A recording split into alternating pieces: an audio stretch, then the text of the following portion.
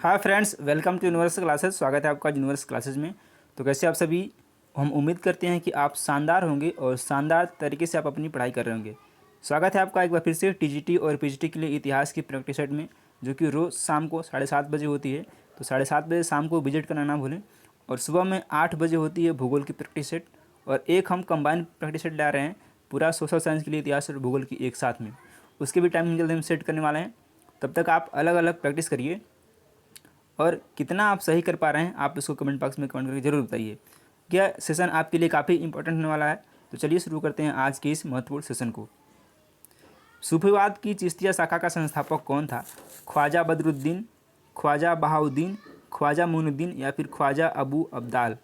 तो सूफीवाद जो है कि चिश्तिया शाखा की स्थापना अबू इम्हाक सामी तथा उनके शिष्य अबू अब्दाल चिश्ती ने अफ़गानिस्तान के चिश्त में की थी, जबकि भारत में इसे ख्वाजा मुइनुद्दीन चिश्ती ने लोकप्रिय बनाया था। तो इसमें पूछा संस्थापक कौन था। तो जो संस्थापक थे उसमें ये थे Khwaja Abu Abdal. Option number D आपका करेक्ट है। अकबर की इच्छा के अनुसार लीलावती का फारसी में अनुवाद किसने किया था? उतबी, अबुल फजल, फैज़ी या फिर नाजरी ने। तो अकबर की इच्छा के अनुसार जो लीलावती का फारसी में अनुवाद किया था वह किया था ऑप्शन नंबर सी, फैज़ी ने। और फैज़ी कौन थे? फैज़ी जो है अकबर के राजकवि थे और फैज़ी की अध्यक्षता में एक अनुवाद विभाग की स्थापना की गई थी। ये अकबर के राजकवि थे और इन्हीं के अध्यक्षता में एक जो है अनुवाद विभाग की स्थापना की गई थी। इस तरह से इसका ऑप्शन सी करेक्ट हो जाएगा। शाहजहाँ का राजकवि कौन था? काशी, मुनीर, कलीम या फिर कुदसी। तो शाहजहाँ का जो राजकवि था वो था कलीम। सी ऑप्शन इसका करेक्ट है। जहाँ क्वेश्चन की आवश्यकता होगी व्याख्या की, वहाँ व्याख्या की जाएगी, इसलिए आप पेन और पेपर जरूर लेके बैठें। मुगल काल में माल शब्द से आशय क्या था? भत्तों का, वेतन का, भू राजस्व का या फिर उपयुक्त में से कोई नहीं। तो मुगल काल में जो माल शब्द का आशय था वो था भत्ता से, यानी भू राजस्व का, यानी कि भू राजस्व से मतलब था वहाँ पे माल का। अता अली खां किसका नाम था? फैज़ी, टोडरमल, तानसेन या फिर इनमें से कोई नहीं। तो अता अली खां जो नाम था वो तानसेन का नाम था। और तानसेन का इस्लाम में जो धर्मांतरण, यानी कि तानसेन का जब इस्लाम में धर्मांतरण हो गया उसके पश्चात उनका नाम अता अली खां हो गया, जबकि इनका प्रारंभिक नाम रामतनु पांडे था। यानी कि तानसेन का प्रारंभिक नाम रामतनु पांडे था और जब इस्लाम में इनका जब परिवर्तन हो गया उसके बाद इनका नाम अता अली खां पड़ा। अमृतसर नगर को किसने बसाया था? गुरु हर राय, गुरु अमरदास, गुरु रामदास या फिर गुरु तेग बहादुर ने। तो अमृतसर नगर को जो बसाया था वो बसाया था गुरु रामदास ने। सी ऑप्शन इसका बिल्कुल करेक्ट हो जाएगा। और सिख संप्रदाय के ये चौथे गुरु थे। कौन से थे ये? फोर्थ गुरु थे, गुरु रामदास। चलिए अगला क्वेश्चन देखते हैं। भारत में व्यापार करने के लिए सबसे पहले संयुक्त पूंजी कंपनी किनके द्वारा आरंभ की गई? फ्रेंच, डच, डेनिश या फिर पुर्तगाली। तो भारत में व्यापार करने के लिए सबसे पहले जो संयुक्त पूंजी आरंभ की गई थी वह की गई थी डचों द्वारा। बी ऑप्शन इसका बिल्कुल सही आंसर है। और भारत के साथ व्यापार करने के लिए संयुक्त पूंजी की अवधारणा डचों द्वारा की गई थी। प्रारंभ में डच कंपनी की स्थापना कई छोटी छोटी कंपनियों का महत्वपूर्ण योगदान रहा है। इस तरह से इसका ऑप्शन पी करेक्ट है। किसे स्वर्ग से उत्पन्न सेना नायक कहा जाता है? आपको पता होगा। बेंटिंग, क्लाइव, कॉर्नवालिस या फिर वेलेजली। तो ये कहा जाता है क्लाइव को, यानी कि ऑप्शन नंबर बी करेक्ट है। अब किसके बाद कहा गया ये आपको कमेंट बॉक्स में कमेंट करना है। ब्रिटिश सेना को टीपू सुल्तान ने किस स्थान पर हराया था? हैदराबाद, निजामाबाद, श्रीरंगपट्टनम या फिर पोलीपुर में। तो ब्रिटिश सेना को टीपू सुल्तान ने हराया था पोलीपुर में। डी ऑप्शन आपका बिल्कुल सही हो जाएगा।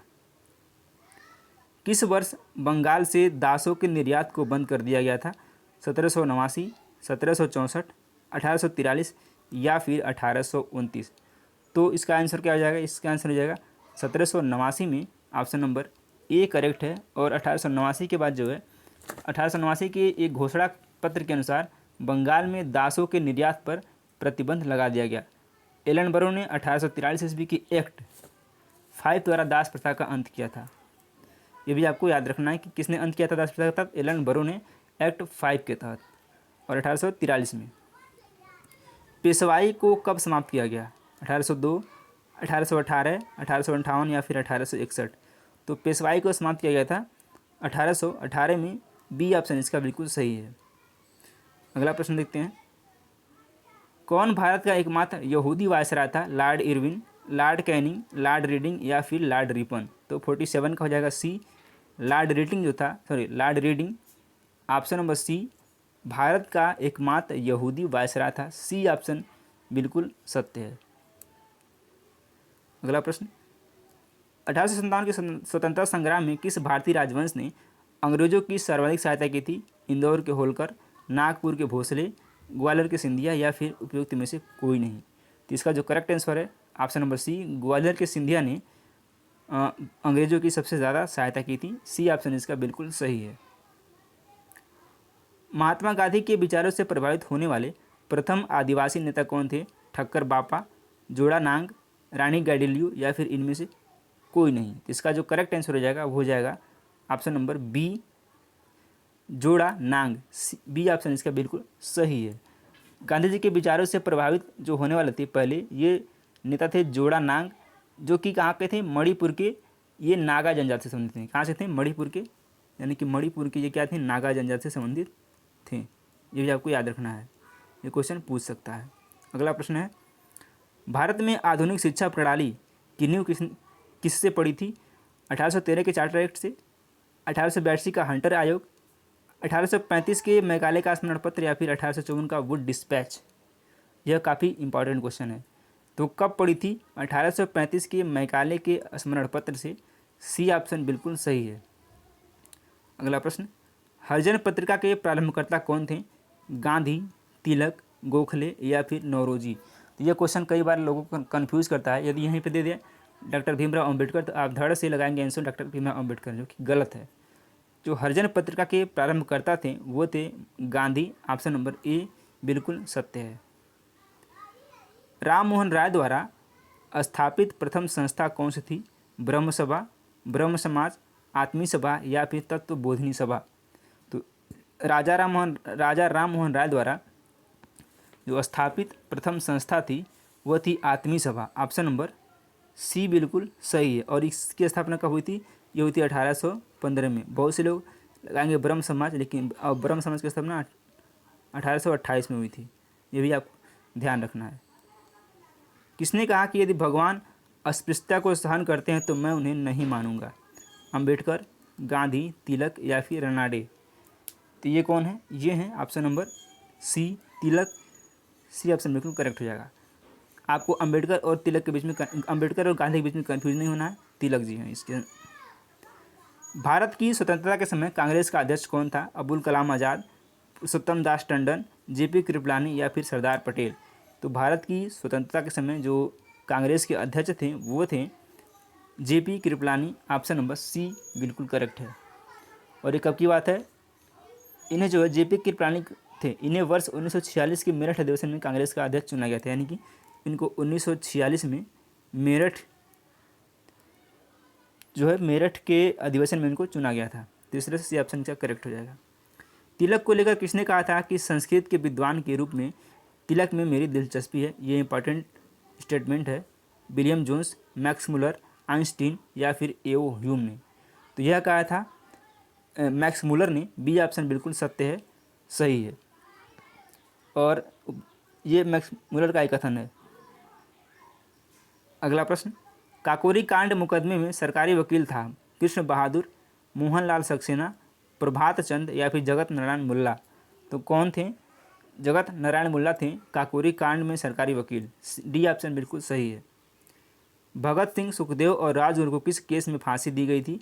कानपुर षड्यंत्र केस, लाहौर षड्यंत्र केस, काकोरी केस या फिर अलीपुर षड्यंत्र केस में? तो यह किस में दी गई थी? ये दी थी लाहौर षड्यंत्र केस के तहत। ऑप्शन नंबर बी बिल्कुल करेक्ट हो जाएगा। और फांसी कब दी गई थी? 23 मार्च 1931 को।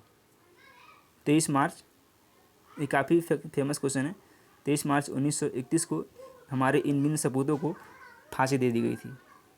अगला प्रश्न, ट्रेड यूनियन आंदोलन के क्रांतिकारी चरण का समय था 1918 से 1926, 1926 से 1939, 1939 से 1945 या फिर 1914 से 1918। तो ट्रेड यूनियन आंदोलन के क्रांतिकारी का जो चरण था वह था 1926 से 1939। सी ऑप्शन बिल्कुल सही है। भारत छोड़ो आंदोलन के प्रस्ताव का आलेख किसने बनाया था? महात्मा गांधी, जवाहरलाल नेहरू, सरदार पटेल या फिर मौलाना अबुल कलाम आज़ाद। तो किसने बनाया था? यह बनाया था महात्मा गांधी ने। ए ऑप्शन बिल्कुल करेक्ट हो जाएगा। और भारत छोड़ो आंदोलन कब हुआ था? ये हुआ था 1942 में। ये भी आपको ध्यान रखना है, पूछ सकता है। अगला प्रश्न, निम्नलिखित घटनाओं को उनके कालक्रम के अनुसार बताना है कि कौन सी घटना कब हुई थी, ये बताना। अगस्त प्रस्ताव कब हुआ था? 8 अगस्त 1940। ये हुआ था 8 अगस्त 1940। अगला है आईएनए का मुकदमा। तो आईएनए का मुकदमा जो हुआ था 1945। भारत छोड़ो आंदोलन 1942। और रॉयल इंडियन नेवल रेटिंग्स का विद्रोह ये कब हुआ था? ये हुआ था 1946 में। तो अब आपको लगा लेना है 1940, 45, 42 और 46। तो सबसे पहले क्या आएगा? सबसे पहले आएगा 1940 ए, फिर 1942 1 3, फिर 1945 2, फिर 1 3 2 4। ऑप्शन नंबर ए बिल्कुल करेक्ट हो जाएगा। एक बार देखिए, अगस्त प्रस्ताव 8 अगस्त 1940, आईएनए का मुकदमा 1945, भारत छोड़ो आंदोलन 1942 और रॉयल इंडियन नेवल रेटिंग्स का विद्रोह 1946। अगला प्रश्न, ब्रिटिश पार्लियामेंट के लिए बांझ और वेश्या जैसे शब्दों का प्रयोग महात्मा गांधी ने अपनी किस पुस्तक में किया है? इंपॉर्टेंट क्वेश्चन है यह। और ये भी ध्यान रखना किसके लिए? ब्रिटिश पार्लियामेंट के लिए। The story of a Satyagrahi, Sarvodaya the universal dawn, an autobiography और the story of my experiment with truth. चौथा है हिंद स्वराज। तो किसमें कहा था? इसे कहा था हिंद स्वराज में ब्रिटिश पार्लियामेंट को बांझ और वेश्या का शब्दों का प्रयोग किया था। अगला प्रश्न और लास्ट क्वेश्चन इस सेशन का, मदर टेरेसा द्वारा स्थापित धर्म संघ जाना जाता है sisters of charity, missionaries of charity, organisation of love, charity for all. तो कौन सा है? ये है मिशनरी ऑफ चैरिटी। तो ये रहे लगभग 27 क्वेश्चन। और 27 में आपने कितना सही किया आपको कमेंट बॉक्स में कमेंट करके बताना है। और फिर सुबह मिलते हैं भूगोल की प्रैक्टिस था। तब तक खूब पढ़ाई करते रहिए, मस्त रहिए, तंदुरुस्त रहिए, स्वस्थ रहिए। नमस्कार, जय हिंद।